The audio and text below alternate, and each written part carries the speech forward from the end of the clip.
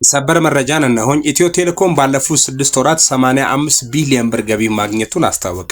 የኢትዮ ቴሌኮም ባለፉት 6 ወራት ከተለያዩ አገልግሎቶች 85 ቢሊዮን ብር ገቢ ማግኘት የቻለ ሲሆን ከተመሳሳይ ወቅት ጋር ሲነጻጸር የ37 በመቶ ጭማሪ አሳይቷል። በቅርብ የተደረገውን ሂሳብ ማሻሻያ ሲያካትት በቀረበው ሪፖርት በ6 ወራት 35.62 ቢሊዮን ብር ለመንግስት ታክስ መክፈሉን የኢትዮ ቴሌኮም ዋና ስራ አስፈጻሚ ወይዘሪት ፍሬህይወት ታምሩ ገልጸዋል። በ6 ወራት በአጠቃላይ 10.2 ሚሊዮን የአገልግሎት ሽያጭ የተከናወነ ሲሆን ከእቅዱ ጋር ሲነጻጸር የ112ኛ በመቶ አፈጻጸም ሲኖረው ከአምናው ተመሳሳይ ወቅት ጋር ሲነጻጸር የ10.1 ጭማሪ አለው ተብሏል። በ6 ወር የተገኘው ገቢ በአገልግሎት አይነት ሲታይ የድምጽ አገልግሎት 30.4% ድርሻ ሲኖረው ዓለም አቀፍ ጂቢ 9.7 በመቶ ይዛል። ለገቢው እድገት የደንበኞች ቁጥር መጨመር፣ በደንበኛ አጠቃቀም እድገት የትራፊክ መጨመር፣ የፎርጂ ኔትወርክ አቅም መጨመርና መሻሻል፣ የመሰረተ ልማት መስፋፋት፣ የአዳዲስ የምርትና አገልግሎቶች አቅርቦት፣ ከአጋሮች ጋር ያለው የትብብር እድገትና የውስጥ አሰራር ማዳበር፣ የሰራተኞችና የአመራር የአቅም ማጎልበት ከፍተኛ አስተዋጽኦ አድርጓል። በ6 ወራት የውጪ ምንዛሪ ከጻር በተከናወነው ተግባራት በአጠቃላይ 88.19 ሚሊዮን የአሜሪካ ዶላር የተገኘ ሲሆን ይህም የእቅዱን 83 በመቶ አሳክቷል። ትላንትና ማታ ኢንተር ሚላን ከቤኔፊካ ጋር ጫውታ ነበራት። እንግዲህ ኢንተር ሚላን 3-2 እየመራ ጫውታው ሊያልቅ አካባቢ ነው እንግዲህ በጣም የሚደንቅና የሚገርም ክስተት የተከሰተው።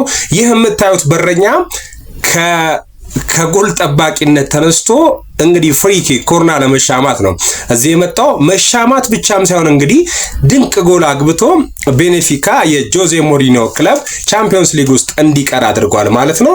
ስለዚህ በረኛ ምን ሐሳብ አስተያየት አላችሁ? ጆዜ ሞሪኒዮ ከጫውታው መልስ ሲጠየቅ ይህ በረኛ ድንቅ ነው፣ እኔ በጣም እንደተደሰትኩት ደስ ብሎኛል። ከዚህ በፊትም እንዲህ አይነት ተመሳሳይ ሙከራዎችን ሞክሮ ነበር፣ ኦልሞስት ጎል የሚባል ሙከራ ሞክሮ ነበር። አሁን ላይ ግን በትክክል አሳክቶታል ያለው ደስታውንም ሲገልጽ ቆይቷል ማለት ነው። እናንተ ስለዚህ ተጫዋች ምን ሐሳብ አስተያየት አላችሁ? Jose, in all your years in football, you've seen and been a part of quite a few things. I used to say, for me, everything is deja vu, but this one is the first time. We knew that he could do it.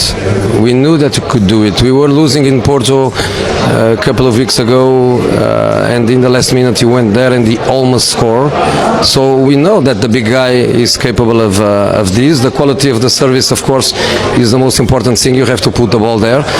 But it's an amazing goal for the guy. ቀነኒሳ በቀለ የብሔራዊ ዲጂታል መታወቂያ ብራንድ አምባሳደር ሆኖ ተሾመ። የብሔራዊ ዲጂታል መታወቂያ ፕሮግራም በአትሌቲክሱ በተለያዩ ርቀቶች የዓለም ሪከርድ ባለቤት የሆነውን አትሌት ቀነኒሳ በቀለን የፋይዳ ዲጂታል መታወቂያ ብራንድ አምባሳደር አድርጓል።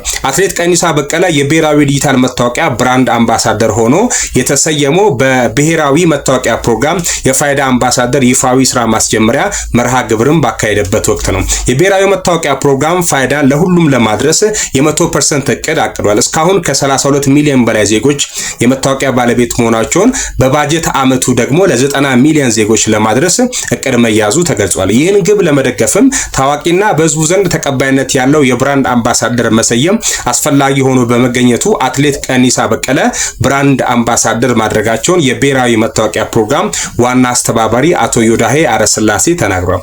አቶ ዮዳሄ አክሎም አትሌቱ በህዝቡ ዘንድ ያለውን ተቀባይነትና ተወዳጅነትን በመጠቀም በሁሉም የሀገሪቷ ክፍሎች ያሉ ነዋሪዎች የፋይዳ ዲጂታል መታወቂያ ተጠቃሚ ለማድረግ በጋራ እንደሚሰራም ገልጿል።